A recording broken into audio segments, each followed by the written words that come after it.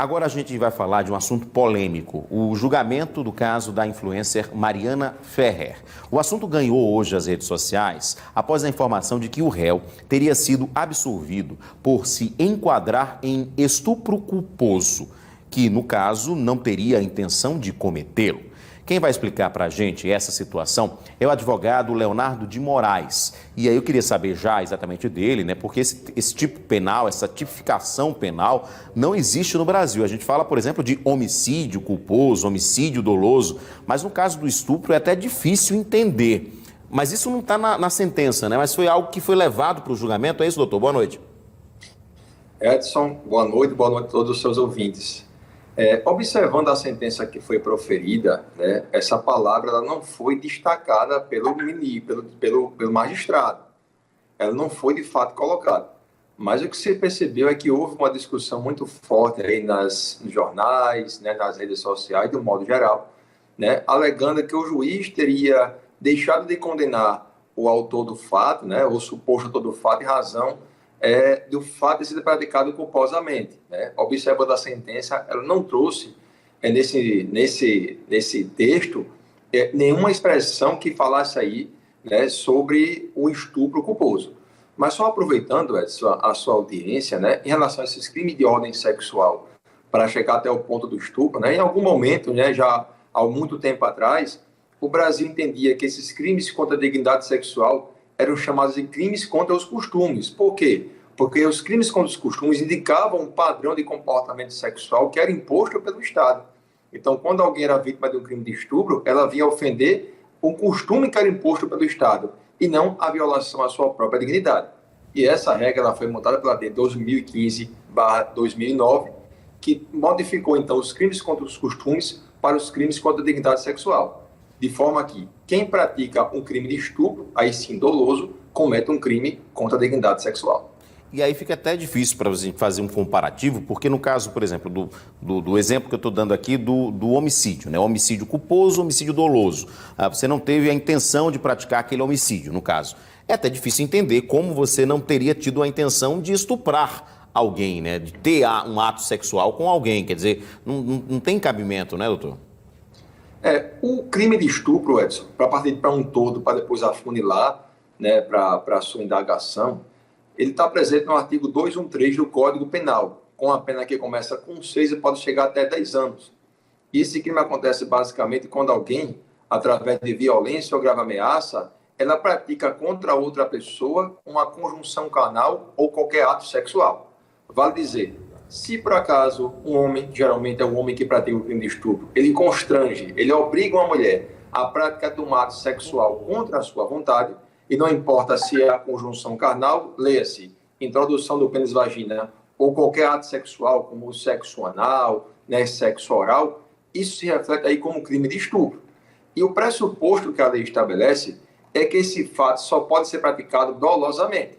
Significa que alguém sabendo, tendo consciência e vontade de que está constrangendo alguém à prática de um ato sexual, a obriga e pratica com ela uma conjunção carnal ou qualquer ato libidinoso. Então a lei, ela pressupõe a intenção de alguém praticar, então, essa conjunção carnal. A lei, Edson, não traz em nenhum momento a figura do estupro culposo, porque a culpa aconteceria se alguém pratica tal fato com imprudência, negligência ou imperícia.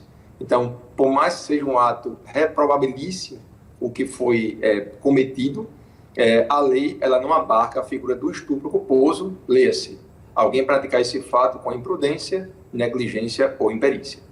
É verdade. Agora, com o tamanho, né, no caso desse julgamento, inclusive hoje até tivemos repercussão na mais alta corte, né? O ministro Gilmar Mendes falou, inclusive o comportamento durante o julgamento também deve passar, né, tanto de quem estava acusando, da defesa, enfim, da pessoa ali, deve passar por uma verificação, porque foi algo que constrangeu a vítima, né, que é algo também algo mais difícil. Mas a repercussão desse julgamento pode também causar outros tipos de decisões parecidas como essa, ou abrir algum tipo de precedente, você acha?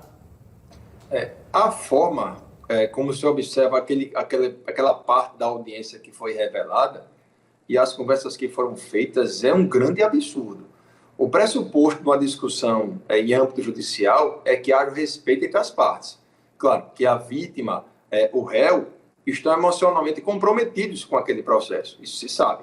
Mas os atores judiciais, leia-se, o Ministério Público e o advogado, especialmente o juiz, têm o dever de manter naquele ato a urbanidade. Tanto é que a infração ética, Edson, não só pelo membro do Ministério Público, mas pelo advogado e também pelo juiz que permitiu com que isso acontecesse. Então, o que se percebeu na audiência foi um show de horrores que ultrapassou muito o limite do que pode ser discutido em uma audiência. Perceba, no âmbito da defesa, é possível que se levante perícias são realizadas, né, fotografias que são feitas, trazer testemunhas novas para levar, então, o caso, para que possa contra-argumentar o que diz a acusação. Mas você, através de uma discussão, pelo que eu percebi, entre a pessoa que é vítima contra o advogado, e ele vai se comportar como se parte fosse, é algo que ultrapasse muito o limite do exercício da função. O advogado, quando desempenha seu papel, ele é imune, ele não responde por crimes contra a honra. Mas quando você ultrapassa o limite do processo para querer atacar a honra da pessoa e dizer que não queria ter uma filha como aquela, você ultrapassou o limite da sua função, se comportou como não profissional, o que dá ensejo, sim, uma responsabilidade do ponto de vista ético-disciplinar. É lamentável, mas o senhor acredita que pode abrir algum tipo de precedente no caso de outros, né, resultados? Porque normalmente quando a gente vê julgamentos de estupro, né, normalmente, né, a vítima, a pessoa que é acusada acaba sendo condenada, se tiver provas suficientes para isso, né? Mas a partir desse julgamento, você acredita que pode abrir algum tipo de precedente perigoso? Isso acontece, Edson, para quem exerce a advocacia criminal, tanto como advogado, também como membro do Ministério Público, se percebe que o preconceito é muito grande. Esses fatos, eles não só aconteceram agora, como se repetiram por muitas vezes. A diferença é que os crimes que envolvem ordem sexual são crimes que tramitam aí sob sigilo. As pessoas não têm conhecimento do que acontece naquele processo, até como forma de preservar a própria vítima.